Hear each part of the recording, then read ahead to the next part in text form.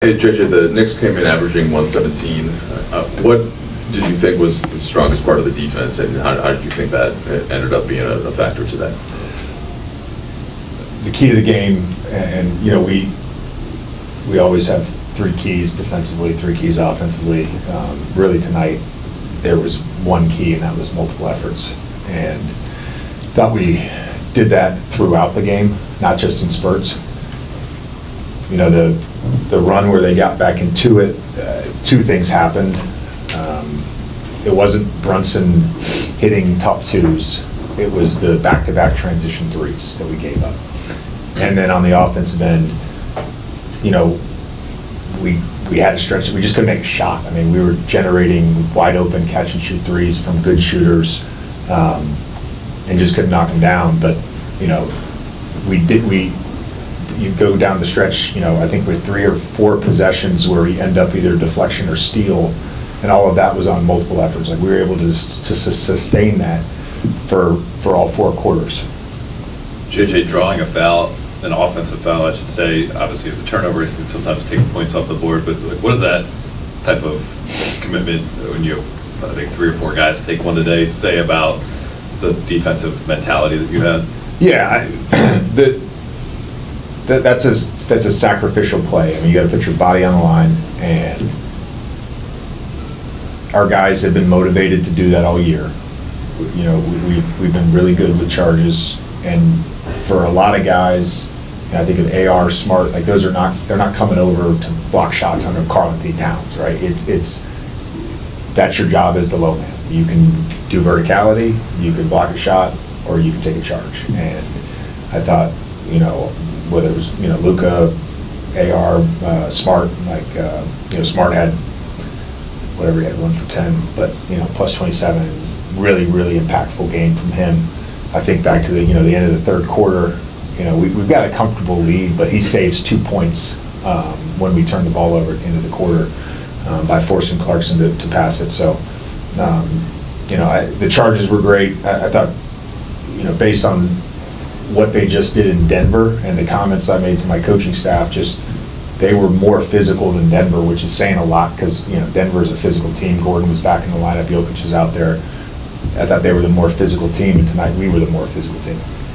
JJ, over this stretch where you guys have struggled against the good teams, or the best teams in the league, you guys have been in a position to win some of those games down the stretch, and the offense hasn't been there for you, and that was, I think, in some ways the case last year, even in the series against Minnesota. What did you just kind of make the final 4 minutes from you guys tonight? Hit a couple big shots, but played such good defense that it almost didn't matter. What did you just kind of make of that specific stretch? Well, we got good looks, and we had some low clock possessions, but part of it was we wanted to eat some clock. And my other just kind of observation on it was we had a first night back-to-back in Denver. And Denver, for anybody that's been in the NBA, and I'm sure you guys that have traveled, how long that trip is to the airport. And that, whether it's the first night or the second night, Denver back-to-back always takes a lot out of you. And then we've got a quick turnaround after Friday's game, a 12:30 afternoon game. We lose an hour of sleep. So to me, this wasn't an offensive game. It wasn't going to be an offensive game. This was going to be a gritty, tough game that we had to win with effort, and we did that.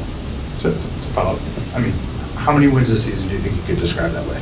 But that hasn't really been this group's overarching identity, but it feels like more recently there's been a handful. Are you encouraged by that? Yeah, again, I'm not in a position where I can overreact. I let you guys do that. Fans, rightfully so, should always overreact. It's what makes fandom so awesome. I know as a kid, growing up as a Duke fan, I cried after every single Duke game. Dean Smith cut that one. Yeah, Dean Smith cut it. I cried after every Duke game they lost. I was an overreactor. My job is not to overreact. We're 15-9 in our last 24. We're a top 10 offense, a top 15 defense. That's what we wanted to be coming into the season with this group, and that's where our group is right now. JJ, I know pregame you talked about how the message to Austin has been to be himself. What did you see from him tonight, both offensively and just his scrappiness and hunting for a shot? Yeah. thought he did a great, I mean, we just kept telling him, touch the paint, touch the paint, touch the paint. He was really strong today. I thought, you know, when people talk about physicality, we always talk about like physicality on defense, but you need physicality on offense. And I thought he was very physical offensively, and that allowed him to score at the basket, allowed him to draw fouls, and they've got a lot of size, and they're a big team, and he did a great job. JJ, Deandre had a really strong start to the game. I think he had 2 blocks. He had an offensive rebound that turned into a second chance 3 for Austin. What did you like from that first? He was great. Yeah, he was great. I thought the pursuit of the basketball, you know, loose balls, going to block shots. There was a couple times where, you know, he was outside the play, shot goes up, he goes and pursues the rebound. I thought he played really hard tonight. He was great. Hey, Coach. And with Jalen in particular, Brunson, how were you able to make it so tough on him tonight?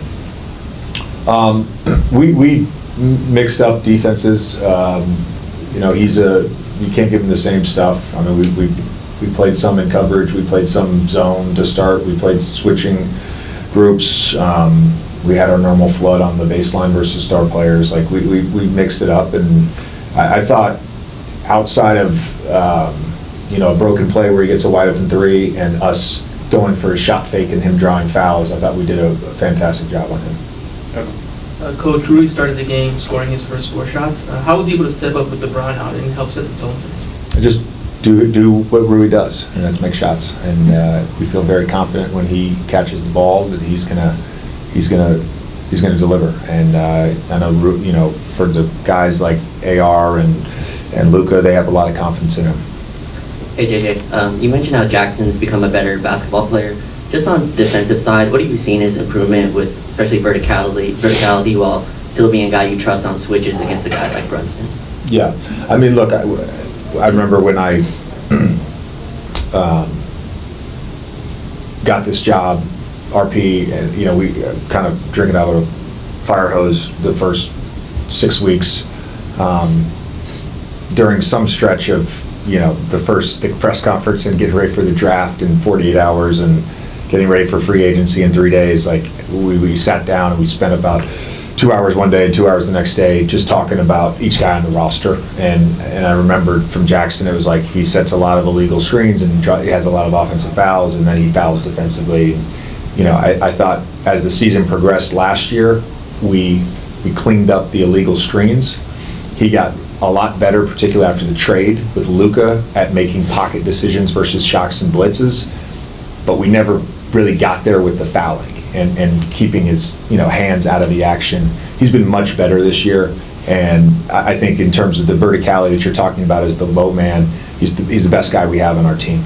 Thanks, Coach. Yeah, thank you.